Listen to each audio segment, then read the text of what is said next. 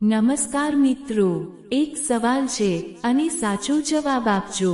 શું એવું બની શકે કે તમે દિવસ રાત મહેનત કરો, પૈસા કમાઓ, પ્લાનિંગ કરો, છતાં પણ તમારા ઘરમાં પૈસા ટકતા જ ન હોય? શું એવું બની શકે કે ઘરમાં બધું હોવા છતાં શાંતિ ન હોય, નાની નાની વાતમાં ઝઘડા થાય અને તમે સમજતા જ ન હોવ કે સમસ્યા ક્યાં છે? જો તમારું જવાબ હા છે, તો આજે જે વાત હું તમને જણાવવા જઈ રહ્યો છું તે તમારી આંખો ખોલી દેશે। કારણ કે ઘણીવાર સમસ્યા તમારા ભાગ્યમાં નથી હોતી, સમસ્યા તમારા ઘરના મુખ્ય દરવાજા પર હોય છે। હા મિત્રો, વાસ્તુશાસ્ત્રમાં ઘરના મુખ્ય દરવાજાને માત્ર એક દરવાજો નથી માનવામાં આવતો, તેને ઘરના મુખ તરીકે ઓળખવામાં આવે છે। જેમ આપણા શરીરમાં મોઢા દ્વારા ખોરાક અને ઉર્જા અંદર જાય છે, તેવી જ રીતે ઘરના મુખ્ય દરવાજા દ્વારા ઉર્જા અંદર પ્રવેશ કરે છે, સકારાત્મક પણ અને નકારાત્મક પણ। એટલે એક વાત હંમેશા યાદ રાખજો, જો દરવાજો સાચો હશે તો સુખ સમૃદ્ધિ આમંત્રણ વગર જ તમારા ઘરે આવશે, અને જો દરવાજો ખોટો હશે તો ગમે તેટલી મહેનત કરો, સફળતા હાથમાંથી સરકી જશે। મિત્રો, હવે થોડી ક્ષણ માટે કલ્પના કરો, તમે તમારા ઘરમાં પ્રવેશ કરો છો અને દરવાજા પાસે જ ગંદકી છે, ચપ્પલનો ઢગલો છે, કચરાપેટી રાખેલી છે, તો શું તમને અંદર પ્રવેશતા જ સકારાત્મક લાગશે? નહીં ને? તો પછી માતા લક્ષ્મી કેમ આવશે?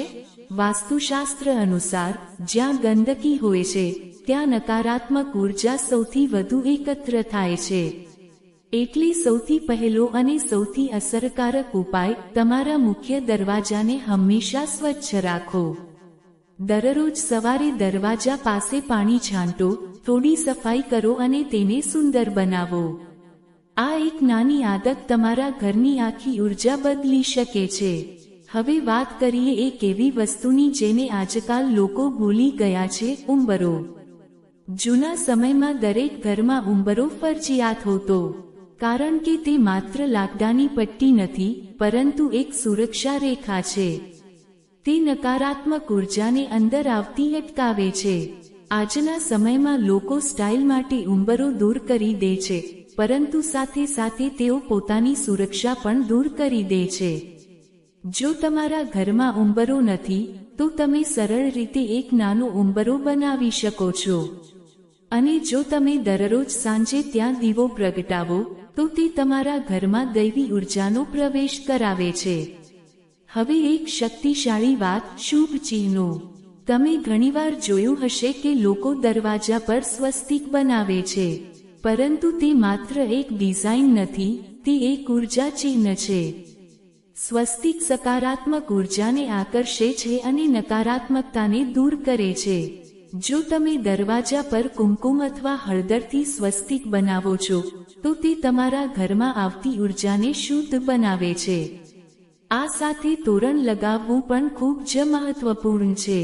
આસોપાલવ કે આંબાના પાનનું તોરણ નકારાત્મકતાને શોષી લે છે અને ઘરમાં તાજગી અને ખુશી લાવે છે। હવે એક એવી વાત જે ઘણા લોકો માટે ચમત્કાર જેવી સાબિત થઈ છે, કાળા કપડામાં ફટકડી। જો તમારા ઘરમાં સતત ઝઘડા થાય છે, કામ અટકતા હોય છે, અથવા તમને લાગે છે કે ખરાબ નજર લાગી છે, તો એક સરળ ઉપાય કરો। કાળા કપડામાં ફટકડી બાંધીને મુખ્ય દરવાજા પર લટકાવી દો। ફટકડીમાં નકારાત્મક ઉર્જાને શોષવાની અદ્ભુત ક્ષમતા હોય છે। તે બહારથી આવતી ખરાબ ઉર્જાને પોતાના અંદર ખેંચી લે છે અને તમારા ઘરને સુરક્ષિત રાખે છે। હવે એક એવી ભૂલ જે લોકો રોજ કરે છે પરંતુ તેને સમજતા નથી, દરવાજાનો અવાજ। જો તમારો દરવાજો ખોલતા કે બંધ કરતા કર્કશ અવાજ કરે છે, તો તે માત્ર અવાજ નથી, તે એક નકારાત્મક સંકેત છે। વાસ્તુ મુજબ દરવાજાનો ખરાબ અવાજ માનસિક તણાવ વધારતો હોય છે અને પરિવારના સભ્યો વચ્ચે તણાવ લાવે છે। એટલે હંમેશા ધ્યાન રાખો કે તમારો દરવાજો સરળતાથી અને શાંતિથી ખુલવો જોઈએ। અને હવે સૌથી મહત્વની વાત, દરવાજાની સામે શું છે? ઘણા લોકો ઘરની સામે અરીસો રાખે છે। તેઓ માને છે કે આથી ઘર મોટું દેખાય છે, પરંતુ વાસ્તુ મુજબ આ સૌથી મોટી ભૂલ છે.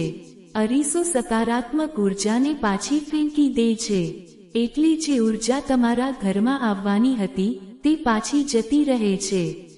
એટલે દરવાજાની સામે હંમેશા કંઈક પવિત્ર હોવું જોઈએ, જેમ કે ભગવાનની તસવીર, દીવો અથવા શુભ ચિત્ર. મિત્રો, આ બધી વાતો સાંભળવામાં નાની લાગે છે, પરંતુ તેનો પ્રભાવ ખૂબ મોટો હોય છે. ઘણીવાર આપણે જીવનમાં મોટા ફેરફાર કરવા માટે મોટા ઉપાય શોધીએ છીએ, પરંતુ સાચો ફેરફાર નાની આદતોમાં છુપાયેલો હોય છે. જો તમે માત્ર તમારા ઘરના મુખ્ય દરવાજાને સુધારી લો, તો તમે તમારા જીવનની દિશા બદલી શકો છો. આજે જ નક્કી કરો કે તમે તમારા ઘરના દરવાજાને માત્ર એક પ્રવેશદ્વાર નહીં, પરંતુ તમારી સફળતાનો દરવાજો બનાવશો. હવે તમે કહો, તમારા ઘરના દરવાજા પર તમે શું રાખ્યું છે? શું તમે આમાંથી કોઈ ભૂલ કરી રહ્યા છો? કોમેન્ટમાં જરૂર જણાવજો. જો તમને આ માહિતી ઉપયોગી લાગી હોય તો વિડીયોને લાઈક કરજો, તમારા પરિવાર સાથે શેર કરજો અને આવી જ વાસ્તુ અને આધ્યાત્મિક માહિતી માટે ચેનલને સબસ્ક્રાઇબ કરવાનું ભૂલતા નહીં. ધન્યવાદ. ઈશ્વરની કૃપા હંમેશા તમારા ઘરમાં વસે અને તમારું જીવન સુખ સમૃદ્ધિથી ભરાઈ જાય.